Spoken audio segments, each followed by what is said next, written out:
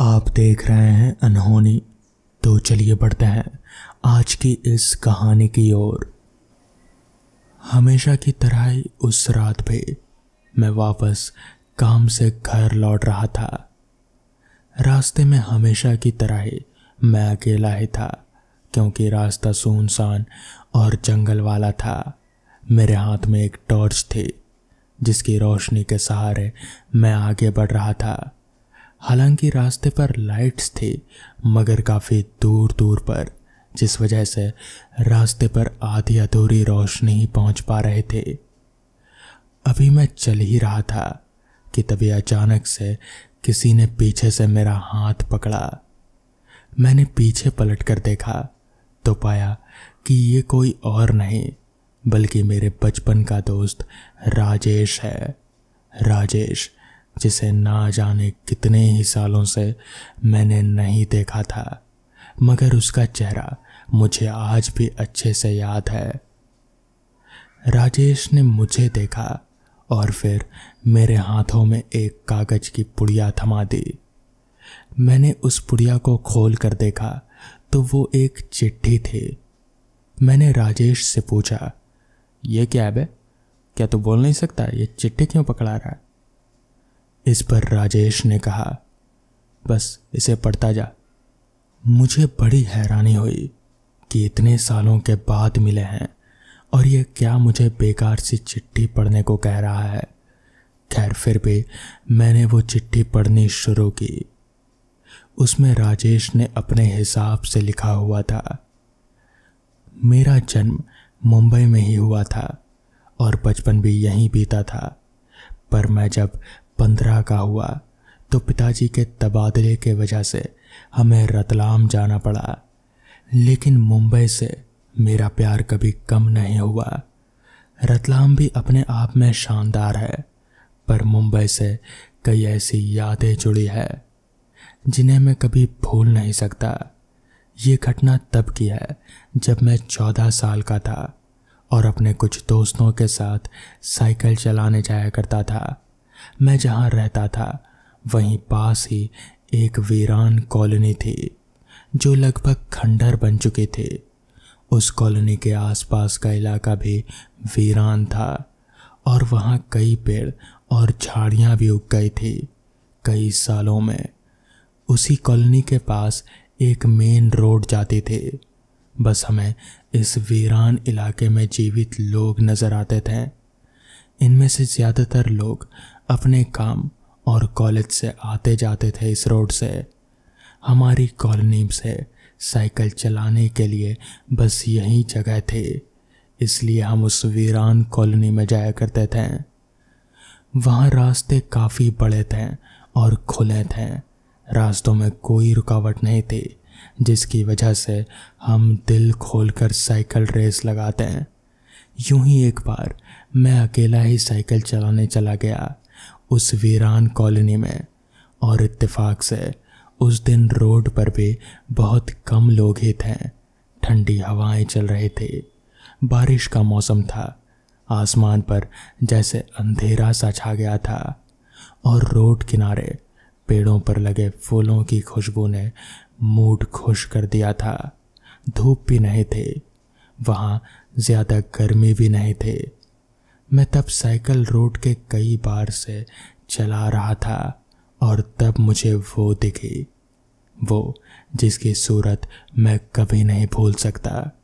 Road के दाईं ओर लाल फूलों वाले पेड़ की छांव में एक सुंदर लड़की थी, जिसने सफ़ेद रंग की कुर्ती और जीन्स पहन रखे थे। उसने काले छोटे बाल और सिर्फ बाल उसके गर्दन तक थे और चेहरे पर मोह लेने वाली मुस्कान। उसकी नज़र मेरी नज़र से मिली और फिर उसने एक प्यारी सी मुस्कान के साथ मुझे हाथ हिलाकर इशारा किया। मेरी आंखें उसी लड़की की ओर गड़ गईं और मैं आने जाने वाले आसपास की दुनिया से बेखबर जैसे होश ही खो बैठा और जा टकराया एक हट्टे कट्टे सरदार जी से।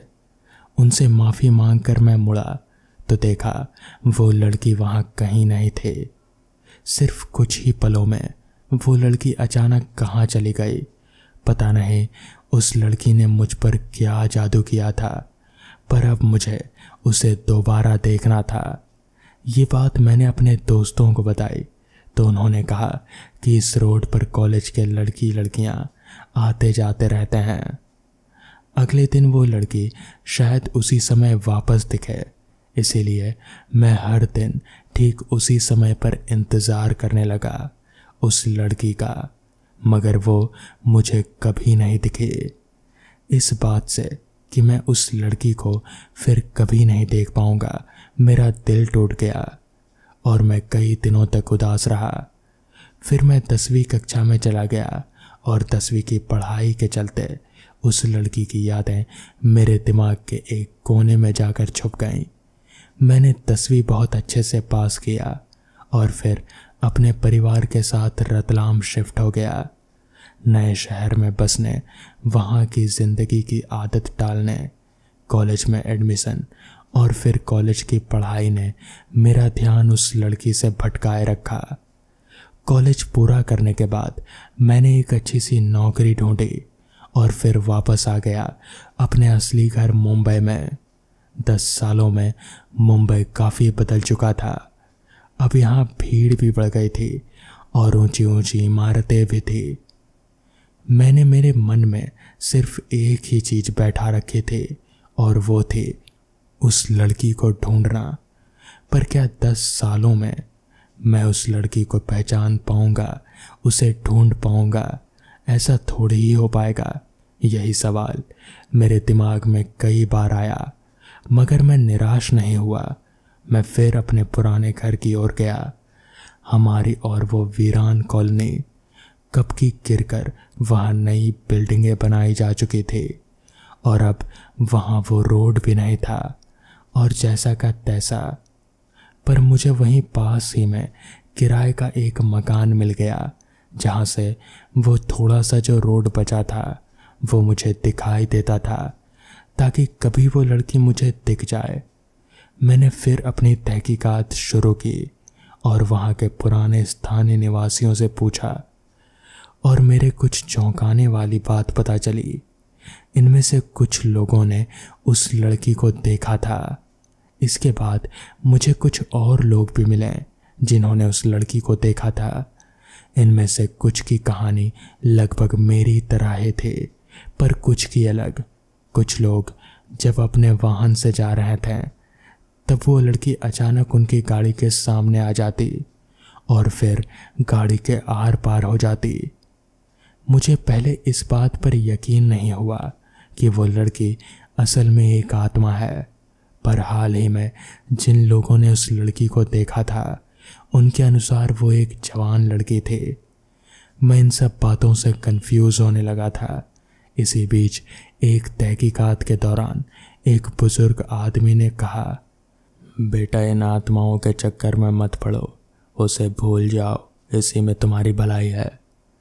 पर मैं उसे न भूल पा रहा था और ना ही उसे जाने दे पा रहा था। बस यही तो मेरी दिक्कत थी। मैंने उस लड़की की पहचान के बारे में जानने की भी कोशिश की, पर कुछ भी पता नहीं चला। इन सभी किस्सों पर गहराई से सोचने पर मुझे एक बात ही पता चली कि वो लड़की जब भी किसी को दिखती है तो सिर्फ एक बार ही दिखती है। उसे दोबारा किसी ने नहीं देखा। साथ ही वो आत्मा कोई बुरी नहीं। वो बुजुर्ग से लेकर बच्चों और मर्दों से लेकर औरतों को सबको दिखी है, पर किसी को भी उस लड़की को लेकर आकर्षण नहीं हुआ जैसा कि मेरे साथ हुआ। कई लड़कों के हिसाब से वो उनकी द्वारा देखी गई सबसे सुंदर लड़की थी, पर फिर भी उन्हें उस लड़की से इश्क नहीं हुआ। शायद वो लड़की कोई जादू नहीं करती लोगों को, और शायद उसके लिए मेरी मोहब्बत सच्ची है। इसलिए मैंने एक फैसला लिया जो शायद लोगों को बेवकूफ़ाना लगे, पर यही एक तरीका था जिससे उस लड़की को दोबारा देखने की मेरी तमन्ना शांत हो।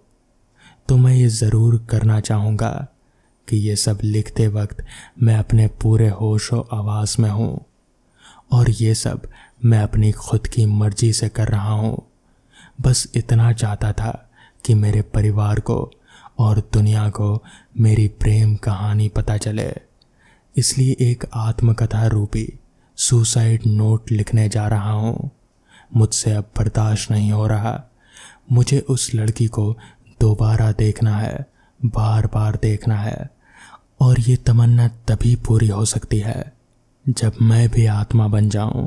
इसलिए मुझे मरना ही होगा। पूरा लेटर पढ़कर ख़त्म करने के बाद मैंने नज़र घुमाकर राजेश की तरफ देखा और फिर मैंने कहा, अबे तू पागल है क्या? एक लड़की के चक्कर में ये सब क्या कर रहा है? इतना कहकर मैंने उसका हाथ पकड़ने के लिए अपना हाथ आगे बढ़ाया, मगर ये क्या, मेरा हाथ उसके हाथ के आर पार हो गया। मैं चौंक सा गया। मुझे कुछ समझ नहीं आया कि आखिर ये कैसे हो गया। मेरा हाथ उसके शरीर के आर पार कैसे हो गया। तभी राजेश ने रुककर मेरी तरफ देखा और फिर एक मुस्कान दी और फिर हवा में धुआं सा हो गया। यानी कि राजेश मर चुका था। आज भोलाराम का 50 की उम्र में ही देहांत हो गया। वो बहुत सुखी परिवार से थे। गांव के सबसे अमीर घर होने की वजह से उनको गांव में बहुत सम्मान मिलता था। भोलाराम पहले से ही अमीर बाप की औलाद था, पर सारा धन उसने अपने लिए ही खर्च किया था। यानी कि किसी को मदद के लिए कभी अपने धन का कोई उपयोग नहीं किया था। शमशान के रास्ते भोलाराम की अर्थी जा रहे थे। उसको कंधा दिए उसके 2 लड़के अमित और समीर और बाकी गांव वाले चल रहे थे। उसकी अंतिम यात्रा में गांव के बहुत से लोग शामिल हुए हैं। यूं तो कोई भी भोलाराम को पसंद नहीं करता था, पर भोलाराम के जाने के बाद उनके लड़कों से अच्छा व्यवहार रखने से शायद कोई लाभ हो, ये सोचकर भोलाराम के बेटों को सब लोग सांत्वना दे रहे थे। भोलाराम के दोनों बेटे उसको खेती में बहुत मदद करते थे। बड़ा बेटा 25 साल का था और छोटा 20 साल का। भोलाराम ने अभी अभी एक गांव वाले से ज़मीन खरीदी थी, या फिर यूं कहो कि छीन ली थी। गरीब गांव वाला बस छोटी सी ज़मीन का मालिक था। वो इतना गरीब था कि वो उसमें खेती करके उपज भी नहीं पा सकता था। भोलाराम ने उसे ब्याज के चक्कर में फंसाकर उससे ज़मीन का वो टुकड़ा भी हड़प लिया था। भोलाराम का रात को ज़मीन हड़पने के बाद ही बहुत ही भयानक सपने आते थे। वो नींद में ही चिल्लाने लगता था और फिर उठकर बैठ जाता। वो विधुर था। उसकी पत्नी की मौत कुछ सालों पहले ही हो चुकी थी, जिसकी वजह से वो कमरे में अकेले ही सोता था, जिससे उसका डर और ज़्यादा बढ़ जाता था। आखिरी रात को वो इतना ज़्यादा डर गया था कि उसको हार्ट अटैक ही आ गया और उसकी मौत हो गई। शमशान गांव से काफ़ी दूर था, जहाँ तहाँ राख बिखरी पड़ी थी और अधजली हड्डियाँ भी दिखाई पड़ती थी। शमशान का आकार काफ़ी बड़ा था, जैसे एक छोटे से खेत पर ही शमशान बना दिया गया हो। चिता को मुखग्नि देकर भोलाराम का बड़ा बेटा भी बाकी लोगों के साथ बैठ गया। छोटा बेटा सब लोगों को बीड़ी बांट रहा था, जो लोग हंसी हंसी जलाकर उसके कस ले रहे थे। अमित पूजा पाठ में ज़्यादा विश्वास रखता था। उसको भगवान पर काफ़ी श्रद्धा थी, जबकि समीर बस अपनी ही धुन में रहता था। वो बड़ा हो गया था, पर मन तो बच्चों की तरह ही था उसका।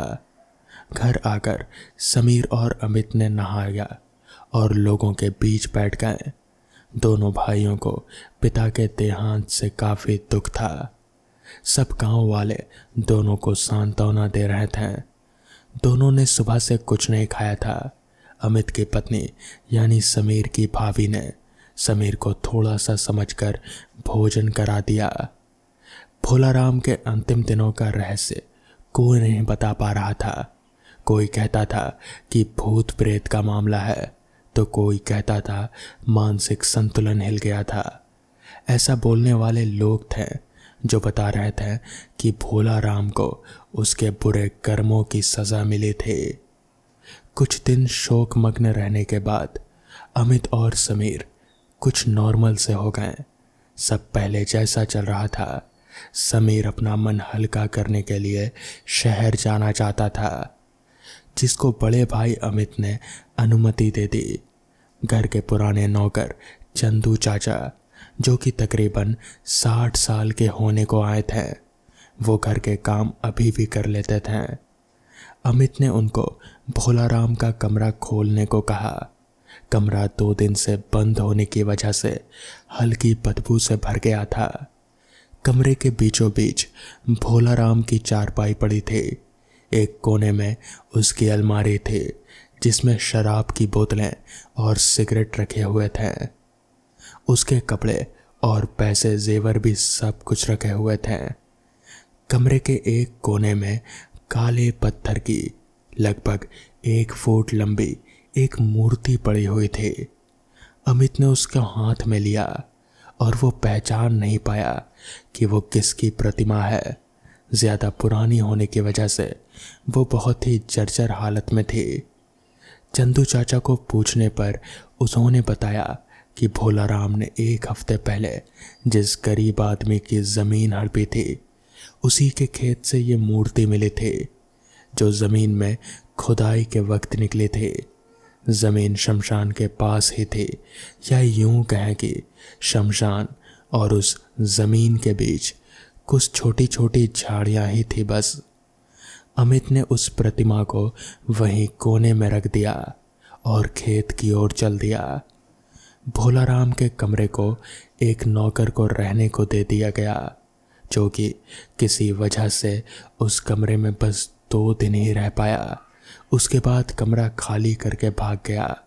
उसको बहुत तेज बुखार आ गया और वो कुछ भी बोलने की स्थिति में नहीं था। बस उसके चेहरे पर डर ही नजर आ रहा था। अमित उस नौकर से मिला जो किसी भयानक अनुभव से गुजर चुका था। वो लगभग बेहोशी की हालत में था और बीच बीच में चीख दिया करता था। उसके परिवार वाले उसकी वजह से बहुत परेशान थे। अमित ने उसके परिवार को कुछ पैसे दिए और अपने घर आ गया। उसकी पत्नी ने पानी पिलाया और वो अपने कमरे में ये सब घटनाक्रम के बारे में सोचने लगा।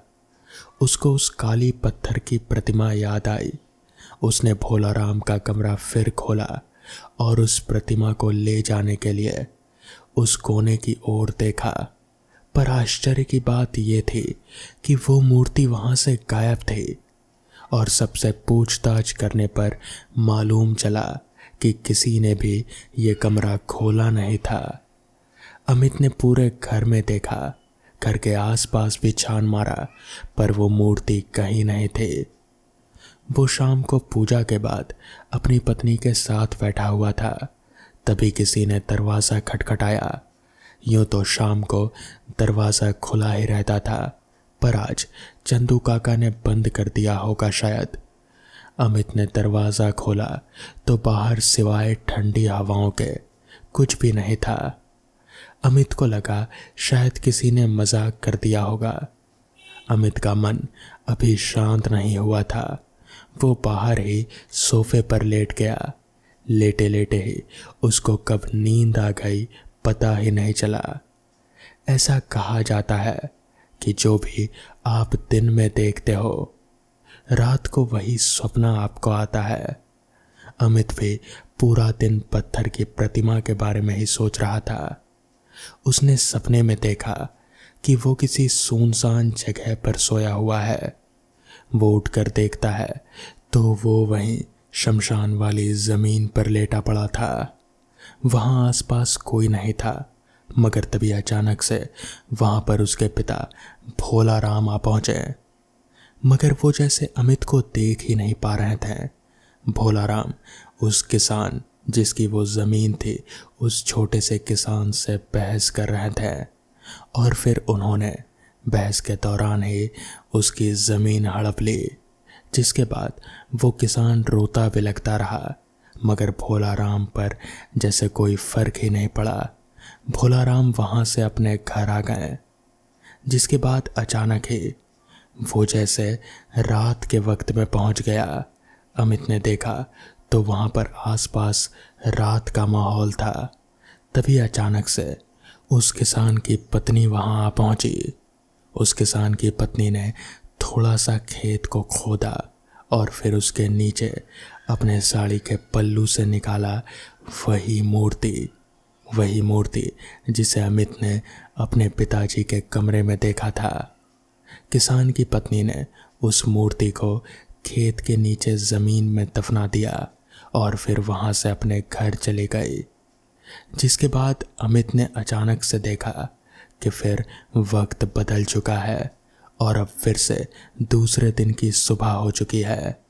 अमित के पिताजी भोलाराम खेत की खुदाई करवा रहे हैं। तभी उन्हें वो मूर्ति मिलती है और फिर वो उस मूर्ति को देखकर जैसे उनकी आंखों में एक चमक सी आ गई। उन्होंने उस मूर्ति को अपने घर ले जाने की ठानी। तभी फिर से वक्त बदला। इस बार अमित अपने ही घर पर अपने पिताजी यानी कि भोलाराम के कमरे में था। वो मूर्ति भोलाराम के सिरहाने रखी पड़ी थी और भोलाराम नींद में था। तभी अचानक ही वो मूर्ति एकदम से बड़ी होने लगी। अमित ये सब अपनी आंखों से देख रहा था। वो मूर्ति बड़ी होते होते अचानक से एक दानव के रूप में आ गई और उसने एकदम से भोलाराम का गला दबा दिया। भोलाराम अपनी आंख खोला और फिर उस दानव को देखकर जैसे एकदम से छटपटाने लगा। भोलाराम चीखना चाहता था, मगर शायद तब तक उसे दिल का दौरा पड़ना शुरू हो चुका था।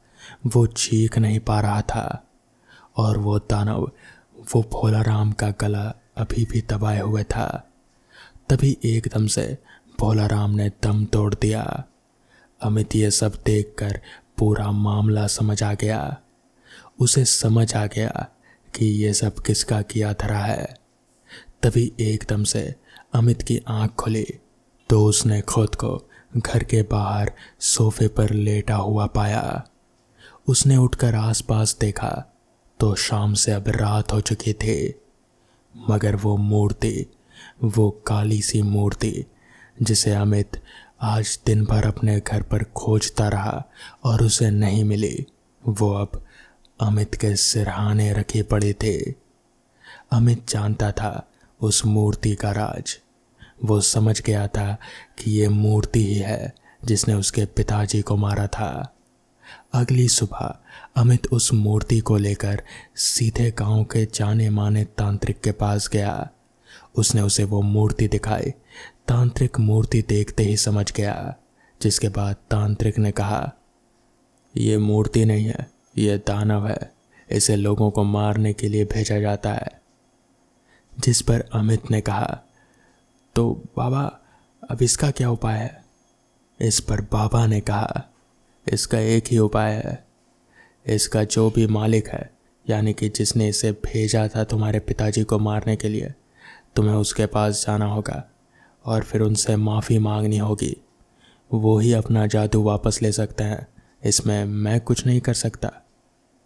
जिसके बाद अमित वहाँ से सीधे उस गरीब किसान के घर गया।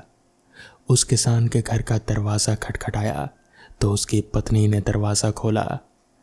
अमित ने उनको पूरी बात बताई और फिर उनसे झगड़ा करने के बजाय अमित ने उनसे माफ़ी मांगी।